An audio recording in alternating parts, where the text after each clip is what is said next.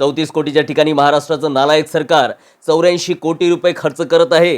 याच्या मागे नेमका उद्देश तरी काय? महाराष्ट्रातील आदिवासी आश्रमशाळेतील तब्बल 1791 शिक्षकांची पदे कंत्राटी तत्वावर भरण्यासाठी महाराष्ट्र सरकारने 84 कोटी रुपयाचं कंत्राट 2 खासगी संस्थांना दिलं। मात्र खासगी संस्थांना कंत्राट न देता जर सरकारने स्वतः ही पदं रोजंदारी अथवा तासिका तत्वावर भरली तर या 1791 पदावर काम करणाऱ्या शिक्षकांसाठी सरकारला वार्षिक फक्त 34 कोटी रुपये खर्च करावा लागेल। तरी सुद्धा 84 कोटी रुपयाचं कंत्राट देण्यात आलं, म्हणजे सरळ सरळ 50 कोटी रुपयाचा भ्रष्टाचार। मात्र प्रश्न फक्त 50 कोटी रुपयाच्या भ्रष्टाचाराचा नाहीये, तर या महाराष्ट्राच्या नालायक सरकारचा उद्देश आदिवासी आश्रमशाळांचं खासगीकरण करणे हा आहे, आदिवासी आश्रमशाळा बंद पाडणे हा आहे। म्हणून सरकारच्या या आदिवासी विरोधी मनसुब्याच्या विरोधात, कंत्राटी भरतीच्या विरोधात आणि आदिवासी बांधवांच्या हिताच्या अनेक मागण्यांसाठी समस्त आदिवासी समाजाकडून उद्या 25 ऑगस्ट 2025 ला नाशिक येथे उलगुलान जन आक्रोश मोर्चा आयोजित करण्यात आलेला आहे। गरज आहे आपल्या सर्वांच्या पाठिंब्याची,